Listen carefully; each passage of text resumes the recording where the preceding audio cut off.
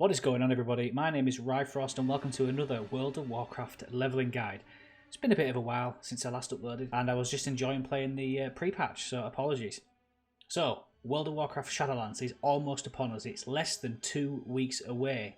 So what I want to do is create a quick leveling guide for every single class ready for Shadowlands, which is going to be from 10 to 50 and also from 50 to 60. So strap in and let's get started. Let's start with Unholy DK. So to give you some backstory, I've been playing Death Knights since the Wrath of the Lich King expansion when they first came out. Back when you didn't have to be any spec to be good. You didn't have to be Blood for tank or Frost or Unholy for DPS. You could switch and change everything. For the OGs who are listening and for everybody who remembers DK's back in Wrath, you could be Blood DPS, you could be a Frost tank, Unholy, tank or it was just fantastic. And I remember when they first came out, the hype and everybody used to play Blood for everything because it was just so cool. And I remember going through leveling 70 to 80 in Hellfire Peninsula and going through the dungeons, and there used to be 5 DKs in the dungeon. No healers because they had immense self-healing. DKs have seen some changes over the years. Right now they are one of the best ever I've ever seen them. They're just fun and enjoyable to play, and I've had a blast playing them, and especially leveling once again. From the 10 to 50 it's been so quick, so enjoyable. And I'm going to give my tips on how to get from 10 to 50, not only the fastest using a DK, but specs, talents, gear, enchants, all that good stuff. So let's jump right in. Now before we start, you may notice I've got new UI.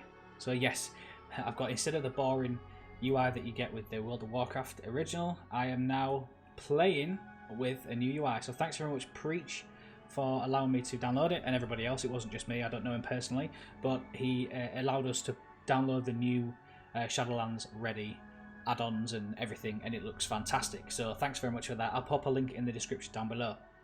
So this is my freshly leveled toon, Revan Death. Now Revan Death I leveled from 10 to 50 in Unholy, and at the time, which was a couple of days after the pre-patch level squish, I managed to get it from 10 to 50 in... Thanks very much, guys. I'll move out your way, don't worry.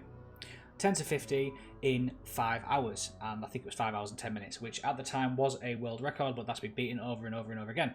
But what I'd like to talk about is how to get from 10 to 50 using the talents the fastest way possible. So I'm going to jump in straight away. I'll move out your way as well, sorry. People are so rude here. Anyway, let's jump into talents. So we want to be leveling as quick as possible, so I've picked the talents, which is the fastest one. So on the first tier, All Will Serve. All Will Serve allows you to raise a little skeleton next year, which is ranged, which does that slight DPS increase. Now for me, that was a slight addition to leveling, and it does make it that little bit quicker. You could do Infected Claws, however, the speed of which you'll be killing the mobs, you won't really see the benefit, as well as Clawing Shadows. That's just a different to the Scourge Strike, allows you to do it at 30-yard range. That's not going to really benefit you because for it to be effective you need a Festering Wound, so you need to be at melee range. So All Will Serve is the best for first talent. Second talent, Ebony Fever. So I can never say it right. Virulent Plague deals 15% more damage over time in half the duration. Now that is fantastic for maybe those rare mobs that take a little bit longer to kill, or mobs with higher health. It's going to get it a lot quicker, because normally what will happen is the original tick time, you'll probably kill the mob before then, so you want to get the maximum damage you can in the shortest amount of time. So Ebony Fever is the best. Unholy Blight, 45-second cooldown. That's debatable. That is a good second choice, because if you can group up the mobs as quickly as possible and get them to tick, it can help. But at the moment, Ebony Fever is the best. Bursting Swords is a very good close pick for first choice, because if you're going to be clumping together all the mobs, it will allow you to spread that damage across. But generally, depending on which expansion you level in, there's not going to be a lot of mobs spread out, and you're probably killing them a lot quicker anyway, so you probably don't want to be going for that. Next one, Death's Reach. Death's Reach is an absolute godsend. So it'll not only increase the range of your death grip by 10 yards, but every time you kill a mob whilst you're leveling, it resets. So you can just be running, killing, grabbing, running, killing, grabbing over and over and over again, and it will never stop. It is the best talent to pick in this whole tier choice that will maximise your leveling capacity. Next tier, Pestilence Puzzles, or Pustles, however you pronounce it. So Bursting a Festering Wound has a 10% chance to grant you Runic Corruption. So to give you a description of what Runic Corruption is, It is every rune power that you spend, you have a 1.6 chance to increase your rune regeneration rate by 100%. So the good thing is, if you're constantly killing mobs, that rune regeneration is going to really help maximize the speed it'll take for you to kill the mob.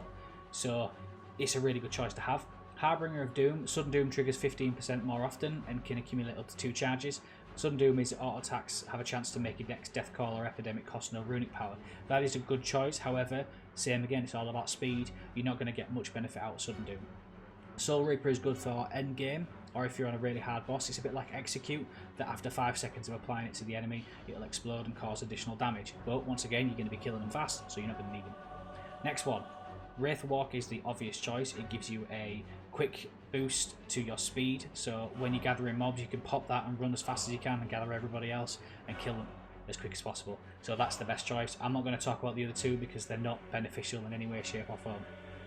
Unholy Pact for the next tier is a fantastic choice, because what you can do is, once you gathered up your mobs and pop them in one group and you fight them down, you pop your Dark Transformation and it puts a little chain between the two, between you and your pet, and every single mob is going to be inside that chain, which gives you additional damage and it allows you to kill them a lot quicker.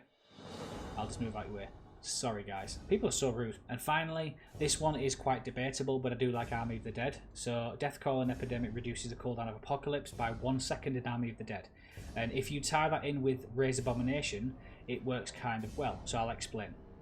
So every time you hit somebody with your Death Coil, you reduce the cooldown of Army of the Dead or Apocalypse. Now Apocalypse is on a 1.3 minute cooldown, and Raise Abomination or Army of the Dead is on a 1.5 minute cooldown. So depending on how many casts of Death Call you can get or Epidemic, that will reduce it down heavily. It generally, as a general rule, is about a minute to have it up, and if you're constantly killing them, and the time it takes for you to get runic power whilst leveling is insane, so you'll never have a problem with that, and you'll be using Apocalypse and Army of the Dead more times than you know. Now the reason why I don't pick Summon Gargoyle, because it's a 3 minute cooldown and it's only effective in boss fights, so you're not going to really need to use that, and it's only a very short amount of time. It's only 30 seconds, so there's no point you even doing it. And then finally, Unholy Assault gives you a boost to haste, and also gives you some festering wounds. So once again, it's not really going to be beneficial for you to whilst you're leveling.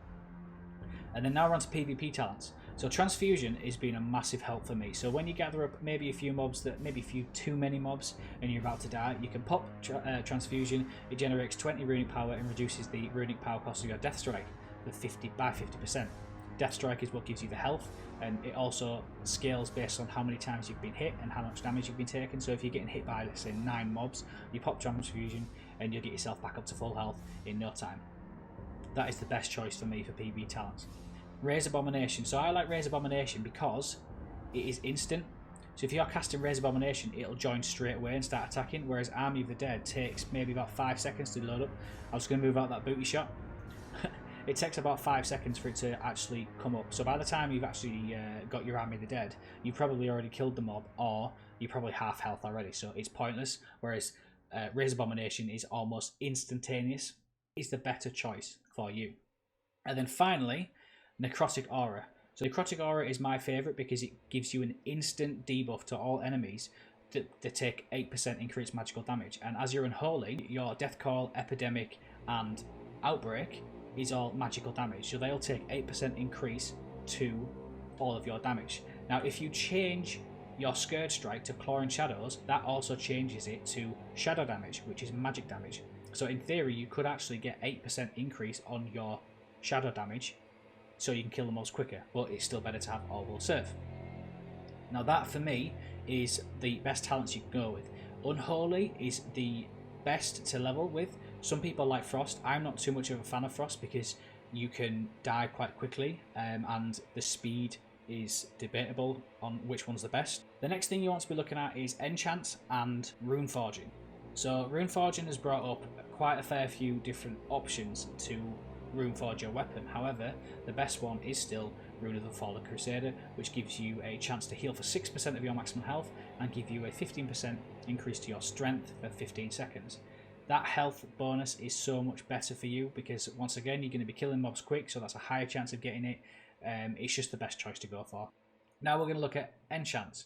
So Enchants, there's plenty of different options. So the good thing about a Death Knight is you don't have to worry about enchanting your weapon, because obviously it's a rune and they don't stack. So be careful, guys. If you've got, let's say, Elemental Force on your weapon or Crusader Strike on your weapon, and then you Rune Forge it, you get rid of that enchant and lose all that money. So I'd probably avoid doing that. For your neck, you want to be going Mark of the Hidden Satire, or Satari, or however you pronounce it. That'll basically just give you a extra proc of a damage whilst you're killing mobs, and it does proc quite often, which is quite nice, and the animation is quite good as well.